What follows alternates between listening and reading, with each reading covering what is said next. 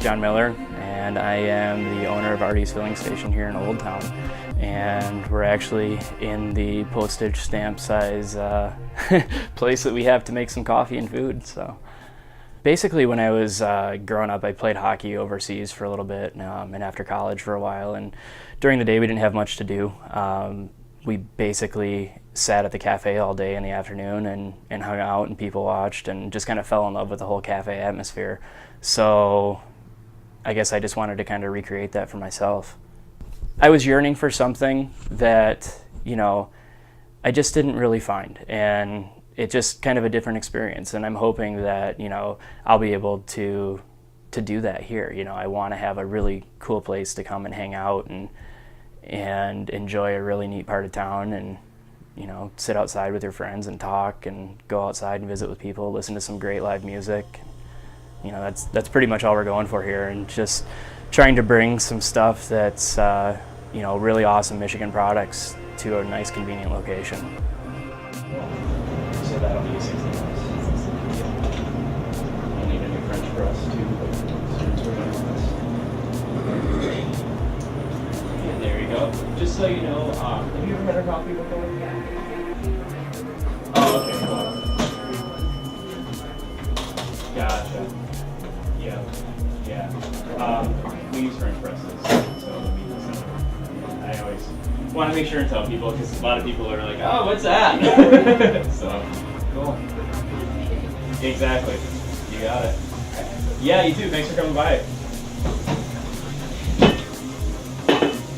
Right now we're using Madcap coffee exclusively. They're out of Grand Rapids, and Madcap this last year had a phenomenal year.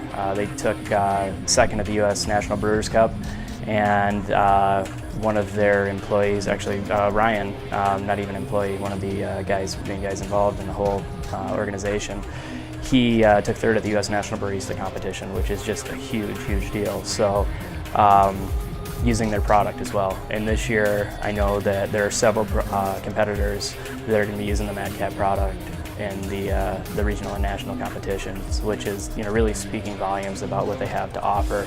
And I know, talking to the guys at Madcap, and I know how their product is sourced. They know the farmers by name. They go down and visit them. Right now, there's a couple guys actually going around visiting farmers that they work with, and it's just a really neat thing to be able to know that your product is ethically sourced, and they're doing absolutely everything they can to deliver a quality product. So I've been more than satisfied with them, using them on a daily basis. It's been pretty awesome. I get to taste some pretty amazing things. So we're going to be using Fork in the Road food. Jesse and Ben have put together some amazing options for us so far. We've had, muffaletta. We've had an amazing breakfast panini that's made with salty earth bacon, smoked cheddar. They do everything in-house, and it's just amazing. They're getting their breads from Stone Circle Bakery, and they go to the lengths, to extreme lengths to bring a quality, locally sourced product. I mean, Jesse gets up at the crack of dawn some days and drives across the state to make sure that he can get Michigan-sourced produce. It'd be a lot easier for him to, have it shipped from across the country or somewhere else. And it's really cool to be working with guys that are that dedicated, to helping the Michigan economy and to making sure that their product is, ethically sourced, and that their growers are using amazing practices so that they can deliver a true quality product on a daily basis. It's just amazing. We can deliver food that has nutrients to people in kind of a fast food setting, where they can come in the morning and they can get a phenomenal breakfast with a smoked egg, some spinach, on some amazing bread. We have salads on a regular basis. We're going to be having soups, all of these things that are going to be, produced from high quality products and put together by, a true artisan restaurant to give to people by driving up in their car, in a couple of minutes. I mean, it might take us 3-4 minutes to warm somebody's sandwich up for them, and we can run it out to their car. But I mean, that beats waiting in line at the local fast food joint, where you're going to be waiting that long anyways, and you're going to be getting a product that really doesn't have any nutrients, and it's pretty unhealthy for you. So Breakfast panini has salt of the earth bacon, smoked egg, smoked cheddar, and some spinach on challah bread, and it is amazing.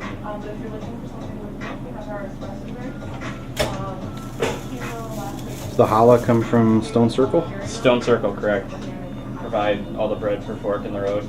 The pastrami sandwich that we had today is actually on caraway rye. Coffee. Okay. And the caraway rye is just amazing.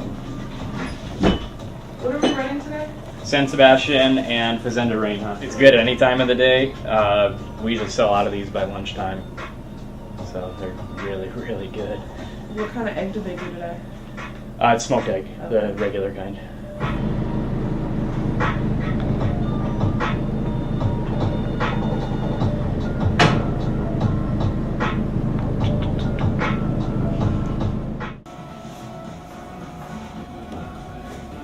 Fork in the Road uses this pugliese for grilled cheese and pancetta sandwiches. Bacon, actually. Smoked bacon from salt of the earth, I believe is right here.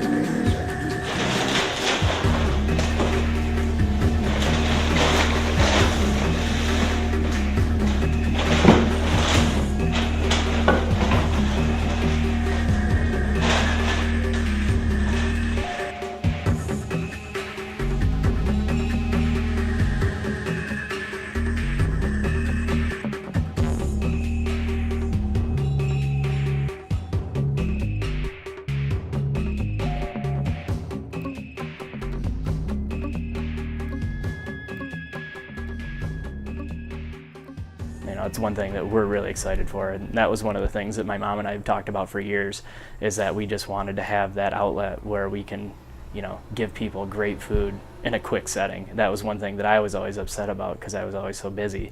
There were options, like when I was in Kalamazoo, to go to a sit-down place, but it was an hour ordeal, and not everybody has that time. So it's a pretty neat opportunity. I'm kind of glad that dream's coming to fruition. Mascarpone is amazing that Jesse and Ben made.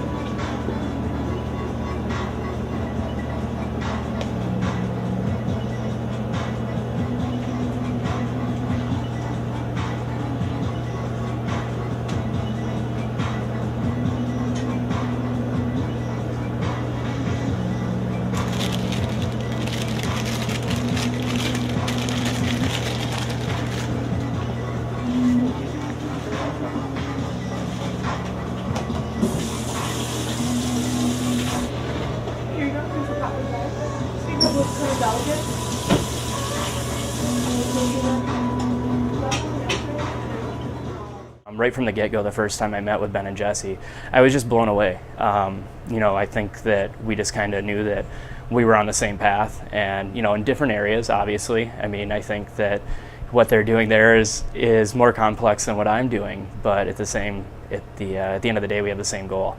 And it's just, like I said, it's just an amazing experience to be able to work with somebody that has the same ideals as you do and wants to deliver something, to Lansing that that'll help the economy, and just giving them an amazing product, an amazing meal, or an amazing cup of coffee. There's definitely a local food movement going on in the Lansing area right now. We're all trying to grow together. A lot of restaurants and farms are pretty excited about the direction that everything's going right now, for sure. And it's a process. I mean, to get where you're going, and if you stop evolving, that means you're not trying hard enough, right? So.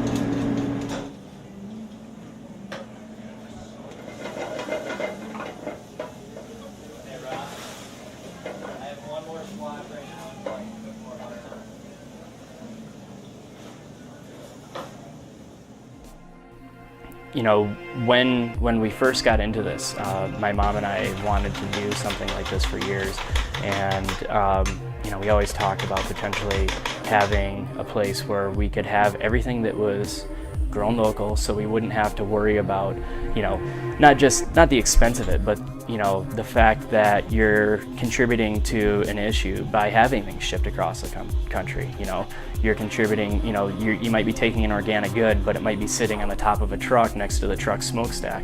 How do you ensure that that quality is actually getting to your table? When things are purchased here, it's amazing. The farmers are pulling up to our doorstep at the Fork, or to Jesse and Ben's doorstep at the Fork, and they're literally getting out of their car right after they clip the fresh product. You know, there's no time lapse from point A to point B. I mean, it's literally off the farm into the restaurant and being served within sometimes a matter of minutes, depending on what it is. And you know, it's amazing the synergy that's built between, you know, the restaurant that they are running and the farmers. I mean, there really hasn't been a demand for it in the past, so there really hasn't, you know, been a need for farmers to go to this extent, you know, to supply this on a regular basis. And I think that's one thing that's really cool, is that as the restaurant's growing, the farms are growing, and as the farms are growing, the restaurants are able to grow. So it's, you know, it's just this balance that, you know, continues to just raise and raise and raise because they're supporting each other. And without that support, you know, if restaurants don't support local, then we're never going to have those amazing, you know, farm fresh products. It always was really cool, you know, going to other parts of the world when produce is brought in fresh every day, right off the farm, and it's amazing the taste difference you get. It's, you know, and the nutrients that you're getting off those products or from those products is much more significant. So, you know, everybody's winning by, you know, establishments trying to go local with food products. And I think it's one thing that can really help a local economy too. I mean, there's no downside to it at all. So, you know, some of these companies take advantage of, you know, people because they come in and they do offer product at a lower price. So it's the instant gratification that our people are going after, but down the road, you know, like you said, it could be a ghost town because there's nobody supporting the local business anymore. And I think in order for, you know, things to kind of come full circle, if people kind of look back to local, it's really going to just help things grow. And, you know, I think that, you know, I'm doing very little. I think I'm just providing an outlet for people to enjoy the local products, you know, like Jesse and Ben are providing for us, like Madcap. You know, obviously they have to go around the world to source it, but it's still a Michigan-produced product, so it's pretty cool.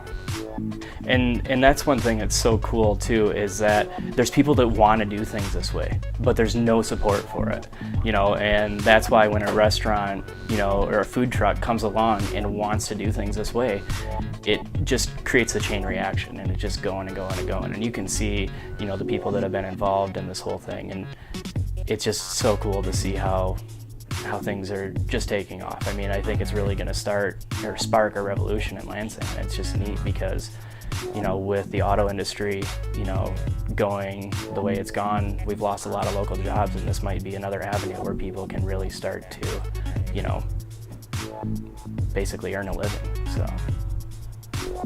So awesome about Old Town is that everybody here helps support everybody else. I mean, my regulars are people from Old Town. You know, it's on a daily basis. We get people from Rizzy, we get people from Grace, from Love Betty, from Gravity Works. I mean, CISA, it's just Gallery 212. We have so many people that come here and just help us, you know, on a daily basis just by purchasing things here. And, you know, it's the sense of community that we have in Old Town. I mean, it's like it's like this just big family where everybody's helping each other.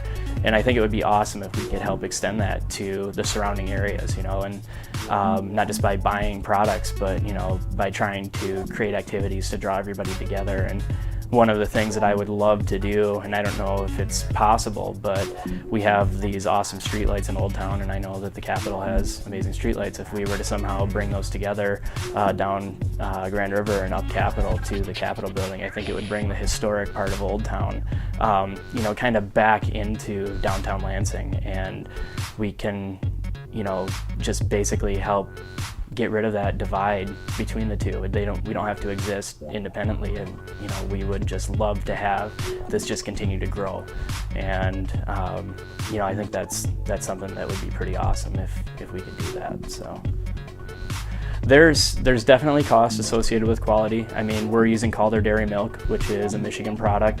If anybody knows Calder Dairy, they know their product comes at a very premium price, and I can tell you we don't get much of a price break compared to what the public pays. So, it's an expense that we're willing to basically take on in order to deliver a product that we know is not going to be full of hormones. It's not going to be full of antibiotics, and it's just one of those steps that we want to take to ensure that we're trying to do things a different way.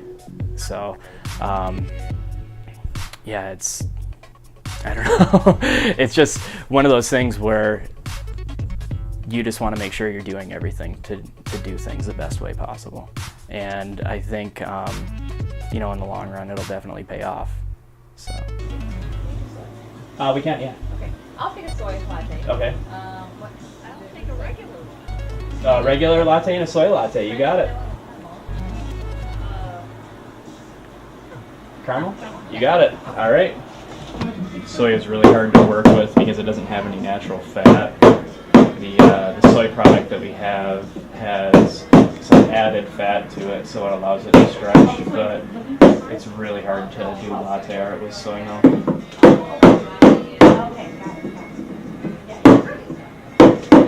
Have you ever been down here to Barista? Yeah.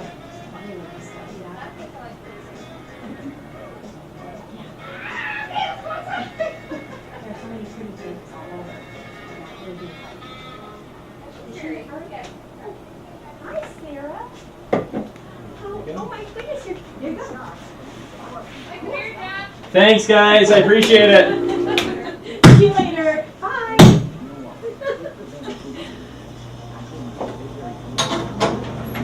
Good morning. Welcome to Artie's. What can we get for you this morning? This is the reason that we always use the bottom portafilter. You can see it's coming out in a lighter stream here.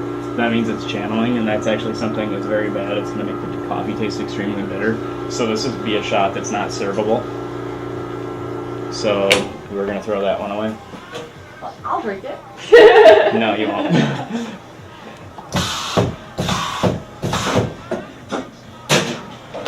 That's why we drill the bottom of our portafilters, so we know exactly what's going on in there.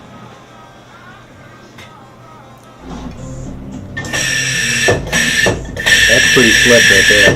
Yeah, this is a really awesome barista tool to have. I saw them out in Portland for the first time when I was out there, and as soon as I saw it, I said, I've got to have that. There's no way I'm going to do this without having that.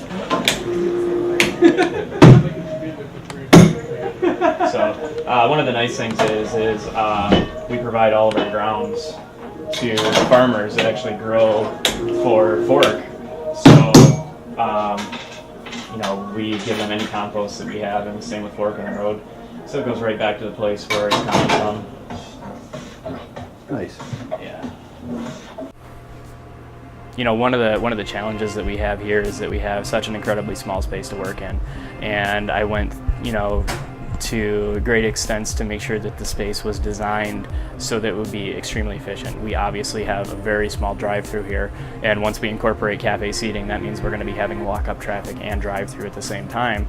So it's just the little things that you can do to be efficient, and that's one of the things that I was able to observe out in Portland when I went out there. You're talking about cafes that will serve between 200 and 500 people a day. I mean, there's just some amazingly busy places, and to watch their workflow and to pick up on the little tricks of the trade, like folding towels a certain way so that you can grab them one-handed, open it up, use it, and close it at the same time, all in one motion. Just little placement things, the way we have grinders, set up, the way we, we're extremely picky about our air pots. We have code on all sorts of different things. If the handle's up, if the handle's flipped back, if there's a timer in front of it, if the timer's gone, if it's opened up. I mean, it's just, there's so many little signals that we try to do in here to make sure that everything runs as efficiently as possible.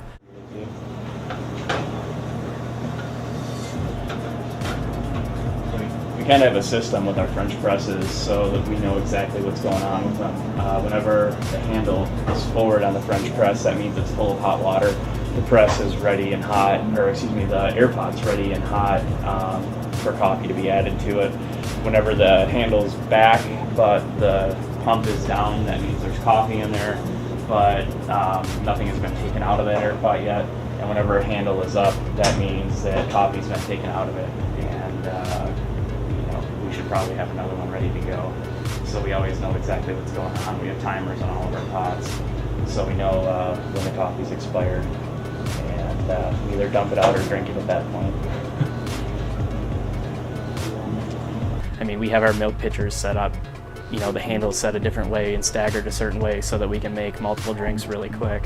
And it's kind of fun because every day we're tinkering with the process and just trying to perfect it and get it just a little bit more efficient each day. And it's kind of like this little puzzle you're putting together every day. And we've been able to get customers in and out of here in less than a minute and a half pretty regularly. So that's pretty darn good, to be able to turn out a latte, get them wrung out and out on their way in a minute and a half. So we take a lot of pride in that. And we invested in, certain tools, like our point of sale system. It's extremely efficient.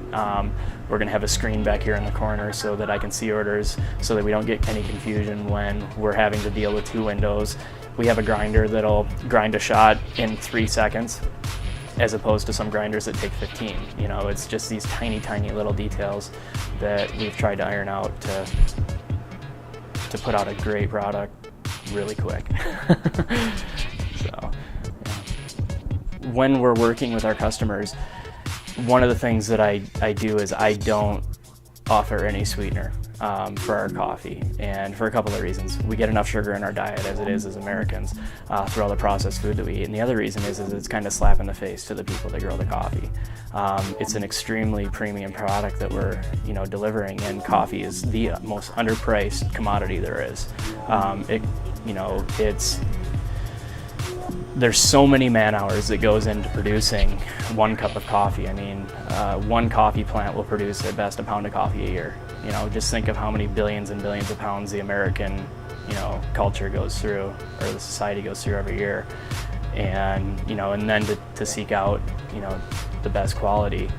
And you have to educate your customer. And a lot of people are, a little upset sometimes that we're not offering a sweetener for their coffee, but once they try the product, most of them understand why, because it is so naturally sweet on its own and it does have an amazing flavor. And the same goes, at Fork in the Road with their product. I believe you truly get what you pay for, and I don't think that their prices or our prices are any, they're not at all outlandish. I mean, it's just that we make sure that we're delivering the best possible quality on a daily basis. So it takes some educating people as to what they're getting sometimes too, and that's fine. We know that's part of the challenge, and we're more than happy to do that. So.